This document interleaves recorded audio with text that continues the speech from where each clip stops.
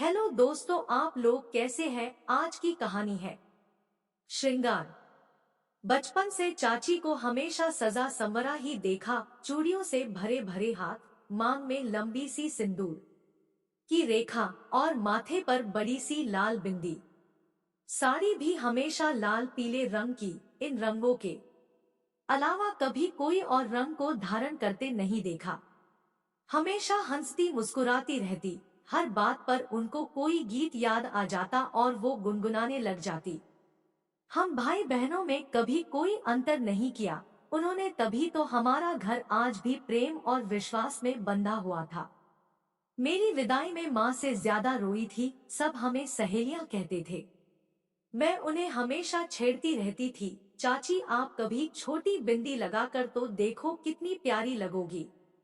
पगला गई है क्या? ये तो तेरे चाचा के प्रेम का प्रतीक है।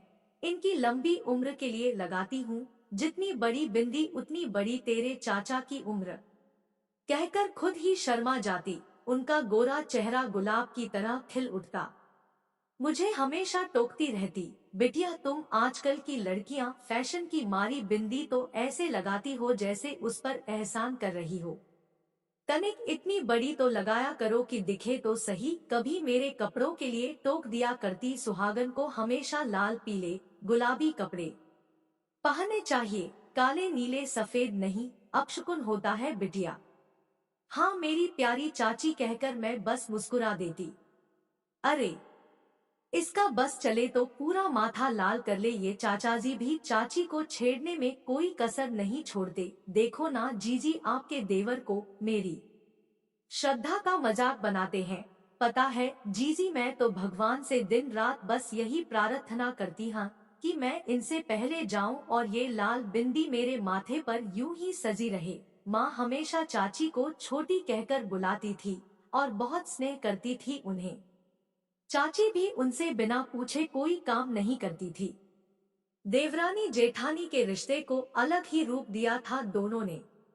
याद है मुझे, जब दादी खत्म हुई थी, पूरे 12 दिन घर की औरतों ने शोक में कोई श्रृंगार नहीं किया, बिंदी तक नहीं लगाई। चाची की तड़प किसी से भी देखी नहीं जा रही थी। सच में उनका वो गोल चेहरा जो गोल बिंदी से दमकता था। बहुत मुश्किल था उस सूने चेहरे को देखना।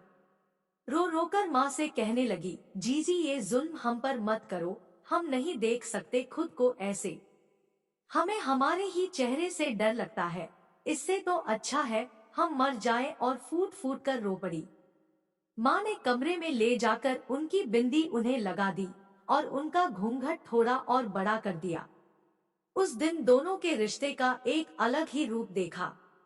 उस दिन से ना जाने क्या हुआ, एक अनजाना सा डर दिल में घर कर गया कि भगवान ना करे कभी चाचाजी नहीं रहे तो चाची कैसे जिएंगी अपनी लाल बिंदी के बिना। ओह, सोच कर भी दिल बैठ गया। पर भगवान भी ना अजब खेल खेलता है।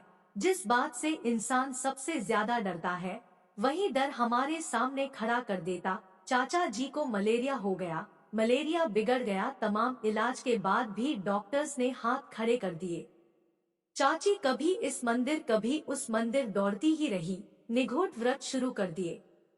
मुझे देखते ही गले लगकर जी भर रोई, फिर कहने लगी, तू चिंता मत कर, इनसे पहले तो मैं ही जाऊंगी। भगवान मुझे सूना माथा नहीं करेंगे। तेरी चाची की ये लाल बिंदी माथे से कभी नहीं हटेगी। और मैं बस कुछ कह नहीं पाई। इस बात पर क्या कहूँ। तेरे चाचा मुझे बुला रहे हैं, अभी आई, कहकर मेरे माथे पर अपना हाथ रख चाचाजी के पास चली गई।